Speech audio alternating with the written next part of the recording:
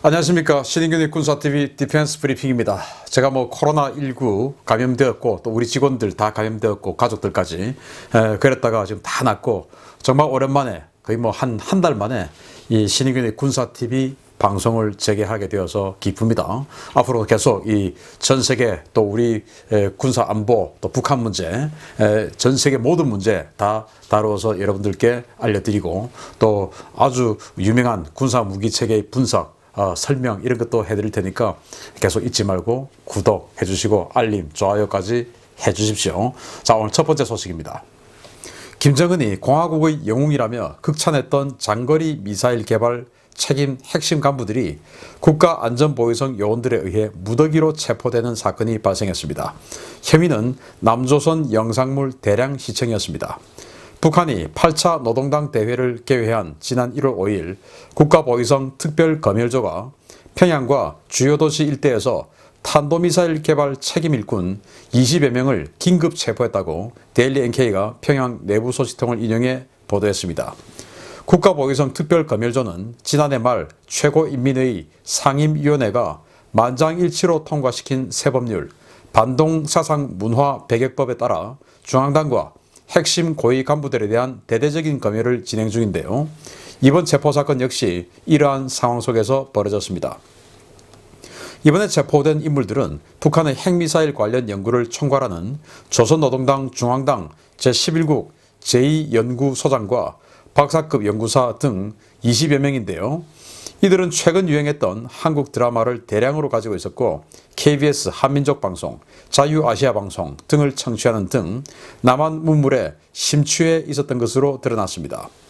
이들은 국가보위성 조사에서 남조선 영상도 많이 봤고 알아듣기 쉬운 남조선 방송들도 즐겨 들었다라며 관련 혐의를 모두 실토했는데요. 당국은 이들의 자택과 사무실 등지에서 대량의 외장 하드와 SD카드, USB는 물론 남한 방송 청취가 가능한 소형 라디오까지 대거 압수했습니다. 이번 사건으로 노동당 중앙당은 발칵 뒤집혔습니다. 김정은이 직접 챙겼던 전략무기 개발 핵심 인물들이 한국 드라마를 보며 한국 사회를 동경해 왔다는 것이 밝혀졌기 때문인데요. 과연 이들에게 어떤 처벌을 내릴지 지켜봐야 하겠습니다. 지금 이 탄도미사일 개발했던 정말 김정은에게는 보물 같은 존재들이죠. 그 연구소장 그리고 박사급 책임 연구원들, 우리는 연구원 여기는 연구사라고 하는데 이 20여 명이 체포된 거예요. 집을 뒤져보니까 아주 간이 크게 SD카드 또는 USB 이 정도 수준이 아니고 아예 수십 개의 외장 하드, 테라바이트 우리 외장 하드 많이 가지고 있지 않습니까? 2테라, 3테라 이런 것들. 이런 테라바이트급의 외장 하드를 수십 개를 가지고 있는 등 정말 어마어마하게 남한 영상을 본 거다 이겁니다. 특히 최근에 아주 인기 있었던 사랑의 불시착. 정말 손예진 씨 재벌 여성으로 나오는데 아주 귀엽고 예쁘게 나오죠. 거기에다 이제 북한 정찰 총국장 아들인 현빈 이렇게 해서 사랑을 하는 그 사랑의 불시착. 그리고 과거 이제 태양의 후예 그리고 상속자들 이런 남한 멋진 젊은이들이 나오는 이 남한 드라마들 대거 지금 그런 게 16부작 이런 식이니까 그 시리즈별로 다 가지고 있고. 그랬다라는 거예요. 근데 이제 그거를 또 넘어서서 이 한민족 방송 KBS에서 북한 그 사람들에게 들려주기 위해서 한민족 방송이라는 걸 합니다. 이게 저기 이제 만주까지 가요. 저도 한민족 방송에 많이 출연했는데 이번 정부 들어와서 한 번도 간 적이 없어요. 왜냐, 이 방송 내용이 많이 달라졌으니까 저 같은 적폐 세력은 이런 방송에 형님들 혹시 들을지도 모르는 방송에 저 같은 아주 과격한 적폐 세력은 한민족 방송 하면 안 되죠. 제가 이제 이 박근혜 정부까지는 한민족 방송 출연 아주 많이 했습니다. 북한 사람들에게 이 군사 분야 문제 알려주기 위해서 그것을 즐겨 들었다 이거예요. 근데 북한의 라디오는 아예 주파수를 완전히 고정시켜서 이쪽 방송은 전혀 들을 수 없게 만들어 놨는데 그게 해제된 라디오 그리고 이제 미국에서 하는 그 RFA 있지 않습니까? 그 미 의회에서 하는 RFA 자유아시아 방송 그거까지도 듣고 그래서 이제 그런 방송 그리고 이런 영상 이런 것들을 이 박사급 탄도미사일 만드는 사람들이 들었으니까 이제 문제는 이 법을 만들었어요. 반동사상 문화 배격법이라는 걸 만들어서 시범 케이스로 지금 조지고 있는데 너무나 중요한 사람들을 잡아버린 겁니다. 그래서 북한 입장에서는, 김정은 입장에서는 이들을 처벌 안 해도 손해. 왜냐?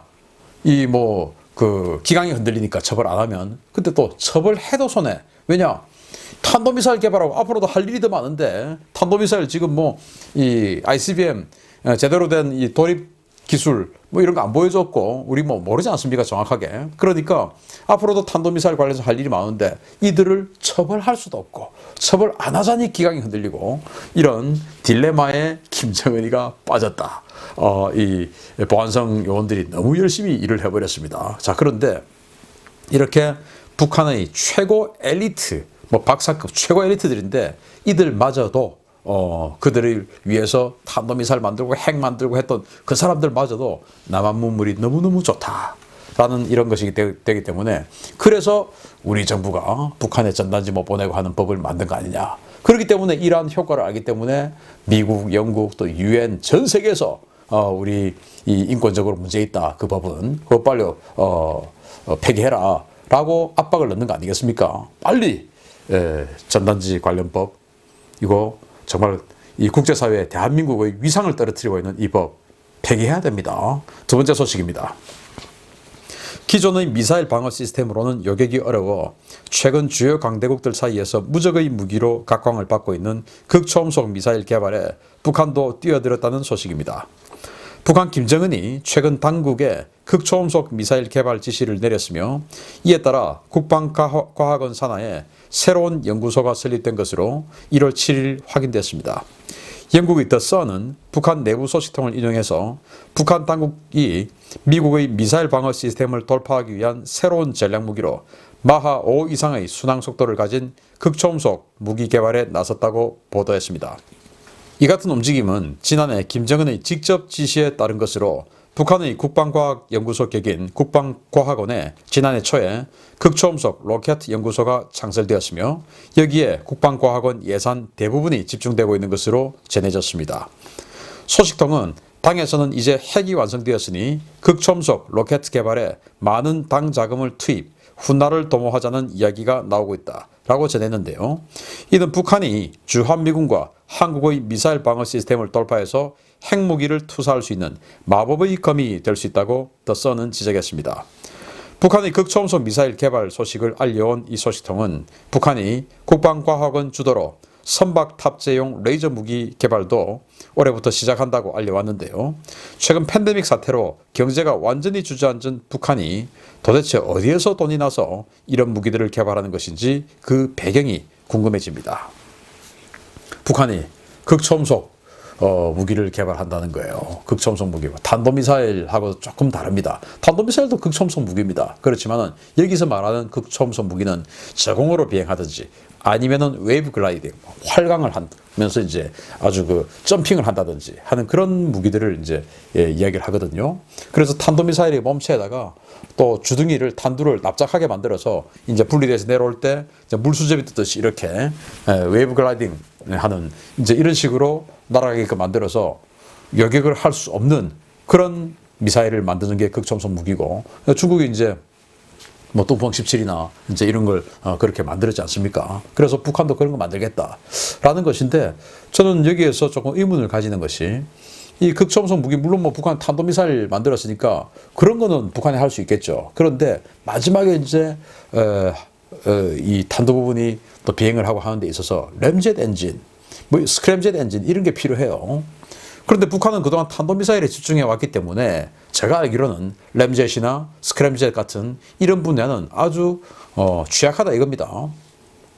그런데 어떻게 갑자기 또 램젯이나 스크램젯을 만들려고 하면은 아주 많은 비용이 드는데 이렇게 극초음속 무기를 만들 수가 있을까?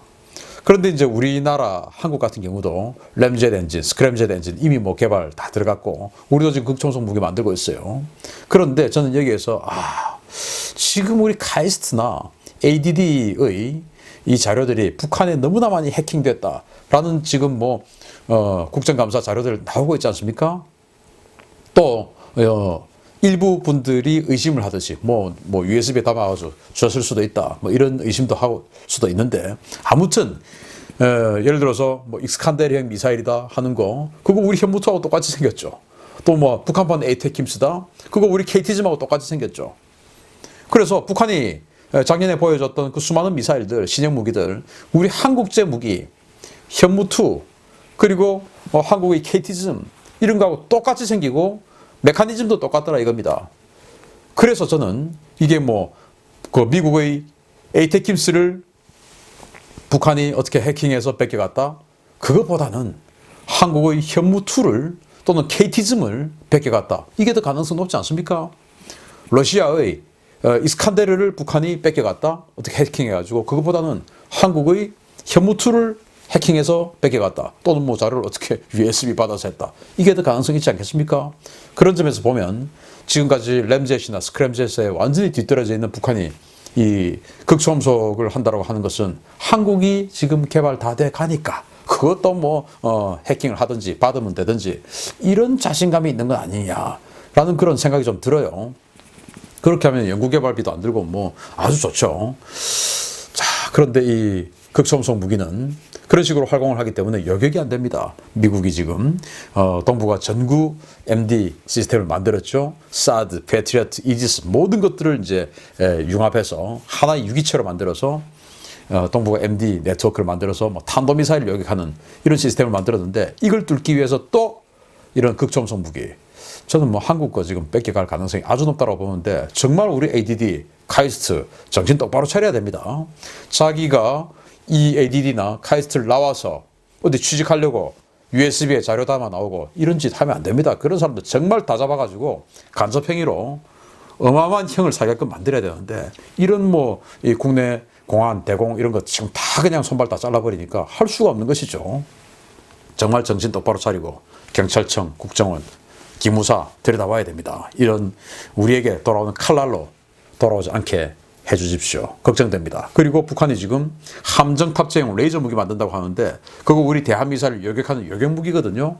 아니 어디에서 돈이 나서 레이저 무기까지 하겠다 이겁니까? 그것도 우리 ADD에서 지금 하고 있거든요. 이 자료 그대로 다 나가는 것은 아닌지 정말 기무사, 지금 안보지원사죠. 국정원, 경찰청 정신 똑바로 차리십시오. 우리나라 지켜주세요. 마치겠습니다. 감사합니다.